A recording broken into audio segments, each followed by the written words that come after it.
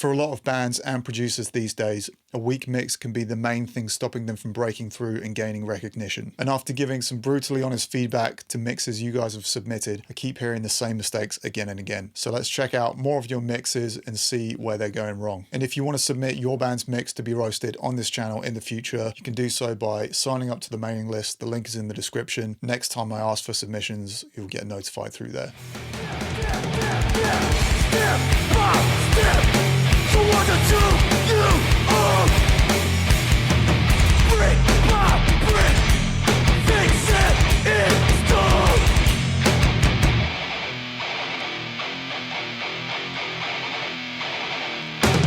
Concrete.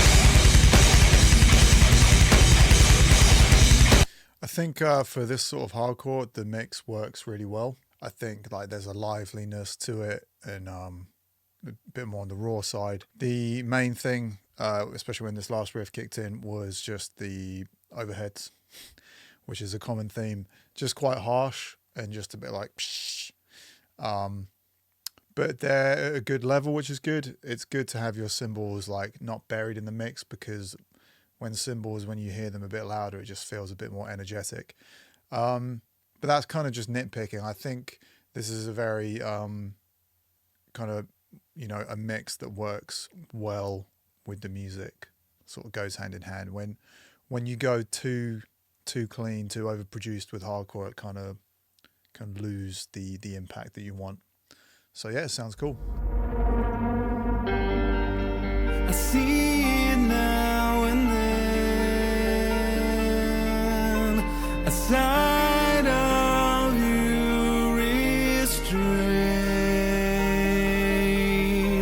I cleanse your... She's forgotten about the dinner plans. I hope he ate her portion.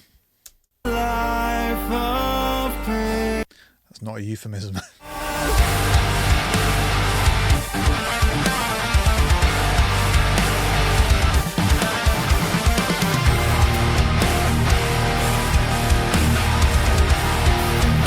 Those cymbals are pretty harsh. Probably a bit much in the like 4 to 7K area maybe.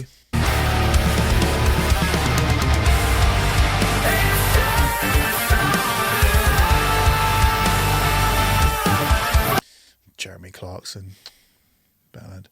I think I go on about cymbals being quite harsh quite a lot, but I think particularly when it's kind of poppier music, I think it's, and I don't mean that disrespectfully to this, but you know, compared to like death metal, this is very melodic. I think it works better when you really subdue the high end on the cymbals and leave that top end space for the vocal, really push the vocal and let the vocal be the main thing occupying high end and mid range.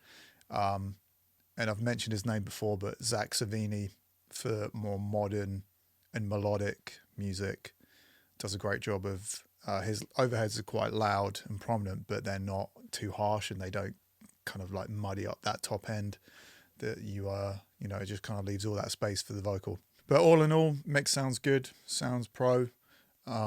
Just kind of nitpicking, vocals are at a good level, well produced.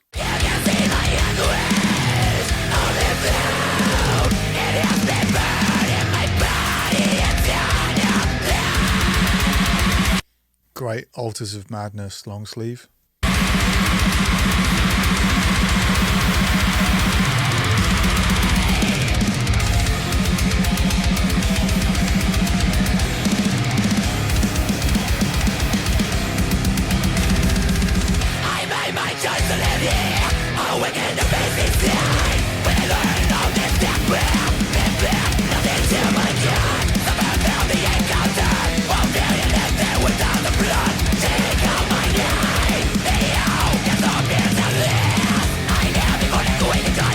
Bit of a Black Dahlia Murder vibe.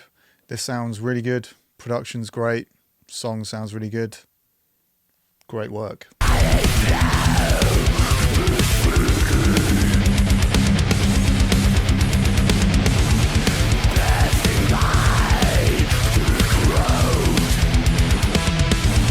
That sounds like a guitarist has programmed those drums. Guitarists love going dun dun dun ding ding ding ding, very mechanically like that.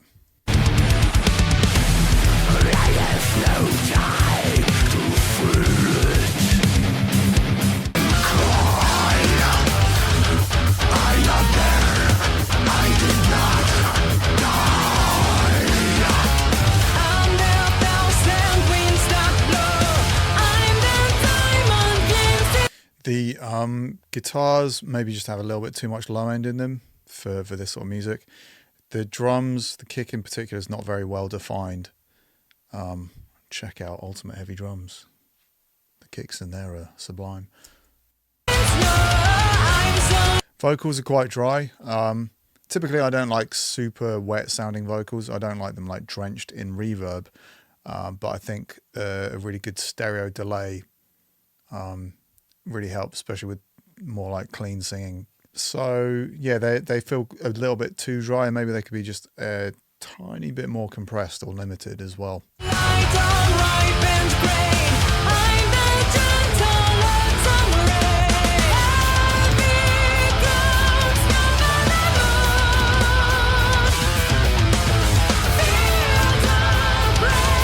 Yeah, guitars and vocals are quite loud, drums quite quiet, so depending on how balanced your mix is, you could bring the drums up or everything down and give the drums just a little bit more space, mainly like just kick and snare.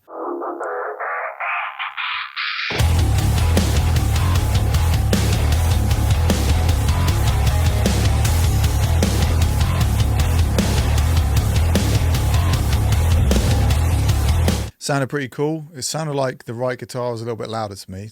I don't know. Yeah, great tones on the whole. I think the bass guitar tone is good, but I bring the low end down on the bass guitar. So like around between 100 or 90 to 130-ish. Just carve a bit of that out. The mid-range to the bass is quite nice. Sits well with the guitars, just a little bit too much low end, and cymbals pretty bright still. I think a lot of people get really afraid to leave low end or even boost like some low or at least some mid-range into their cymbals or overheads. More recently, I've been doing a really wide boost, like 1K, to try and put a bit more in, because there is a lot of harsh stuff that you end up wanting to take out of cymbals, but a lot of the time you end up being left with all the really just like tss on the top end, and you don't really hear much of the body of the cymbal.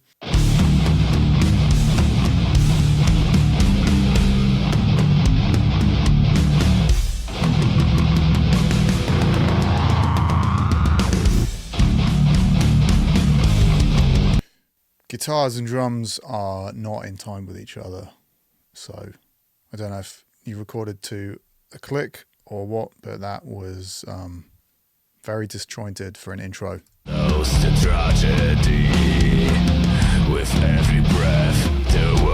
There's either reverb on the guitar or there's just so much like shh, hiss in between all the gaps. Like you need to get a noise gate or just chop that audio and make some edits on the guitars. No one can get this straight. Cause our heads are full of their voices, and we cannot escape from you. It's a fate to face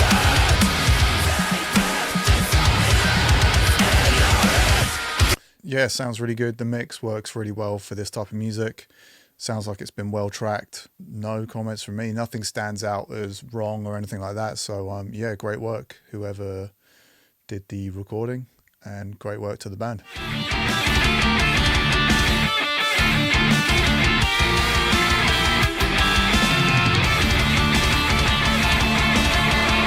Drums are a bit thin, particularly the snare drum. There's not really any weight to it. Same with the kick, but the snare, compared to the kick, feels even quieter than it should be.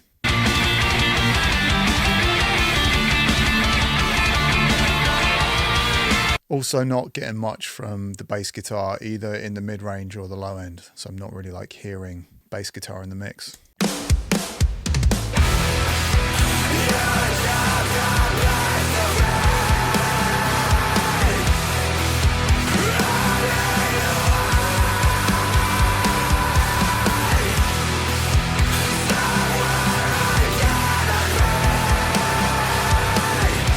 Yeah, sounds cool. Kind of fits the vibe of the music.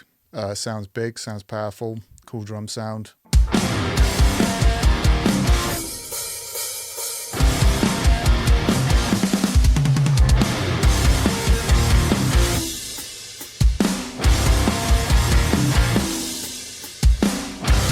I'm going to say it again, it's the cymbals, but they're not necessarily like the most harsh. But you've got to think how bright your cymbals are in relation to like your kick and snare. So if your cymbals like psh, but your snare's a bit fatter and more subdued, it just makes it a bit disjointed. So for example, like a mix like Formation of Damnation by Testament, the guitars are pretty bright, the drums are quite bright to cut through. The brightness of the kick, the brightness of the snare and the cymbals and the toms all kind of live in a similar world. Whereas a darker mix, you've got to kind of have your relationships of brightness, particularly when it comes to just like, you know, your drum kit. You've got to kind of like think about the level of brightness on each element of your kit. And is one element like way brighter than the others? Like sometimes you get people with really clicky kick drums, but the snares are a bit just like fatter and a bit more dull, and it just sounds weird. In this instance, the cymbals are, it's not like the worst cymbal sound. I know I keep going on about overheads. They're pretty bright, but they're way brighter than like kick and snare. So it just makes it feel disjointed.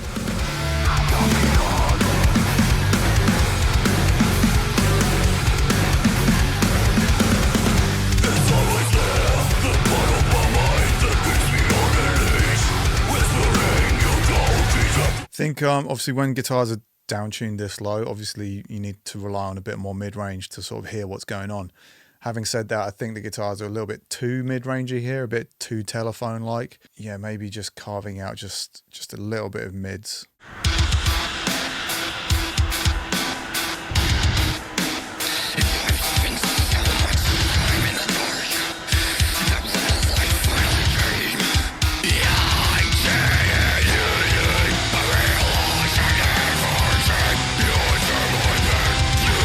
Snare's totally lost in that mix. When the song starts, the kick feels quite heavy.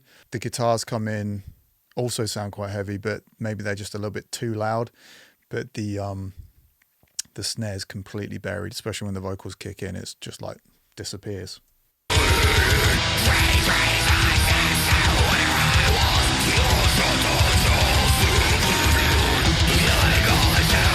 Yeah, get that snare up and maybe just watch how you're limiting the mix.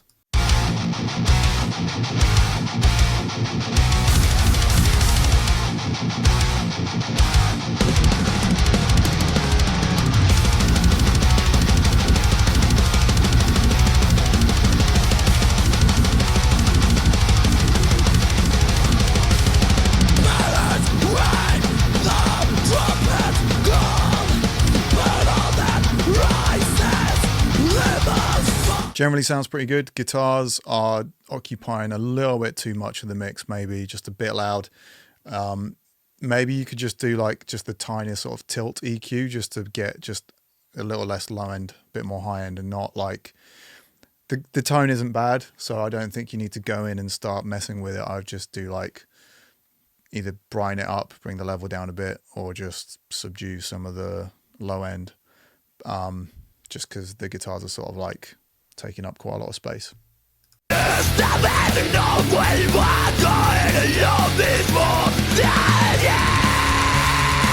Vocals are too loud and drums are getting a bit lost.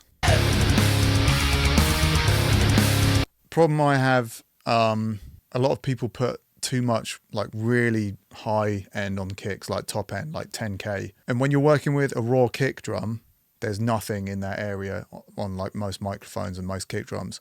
So you kind of get told to do like a big boost there when you're learning about music production. Thing is though, that's not necessarily where you want your high end to live. And this kick drum, the high end on the kick is too like up high, and you want a bit more like a bit more of a knock to it. So you hear it a bit more. So like a bit more 2 to 4K. So your kick is kind of heard a bit more clearly. In like the mid range, or even boosting like a wide boost at 1K. Sometimes when the high end is so high up on a kick, it can kind of get a bit lost, and it's not actually as defined as if you had less high end in that area and a bit more like upper mids.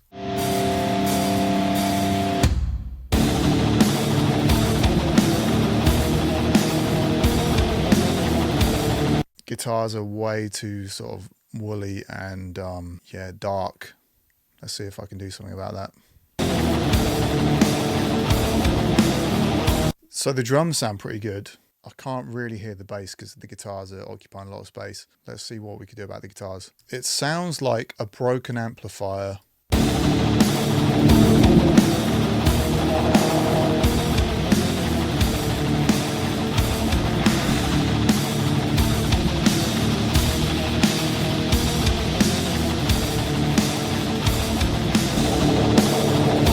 So there's a lot of this kind of 500 to 600 in the guitar tone that needs to come out. The problem with the guitar tone isn't something that can be fixed with EQ. It sounds really like woolly and undefined. I mean, maybe it's deliberate, but it sounds like when the battery dies on an EMG 81 or the amp's broken. Like it's really undefined in the guitar tone. And no amount of EQ is going to fix that in a way that I'd want to hear it. But again, sometimes this stuff is a deliberate decision.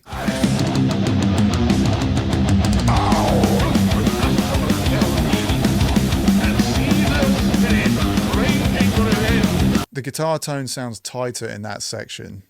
And I'm not suggesting the playing was ever bad, but there's a bit more clarity in the picking that you can hear on that riff.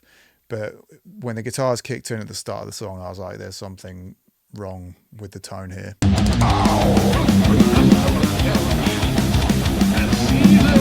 So this area is really built up. So if you don't have a multi-band compressor or like a dynamic EQ working on the guitars in that area, that's a bit of a problem.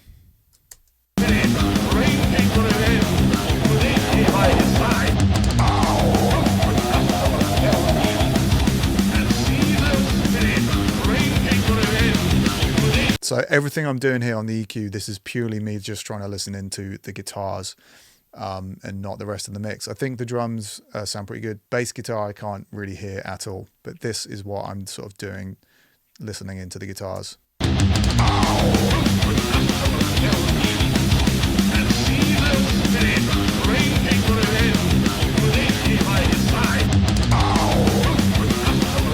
And for the bass, I can't really tell what the bass tone is, but I'd want to just kind of start boosting around here till I can hear the bass guitar like just rearing its head above the guitar tone, usually around this area.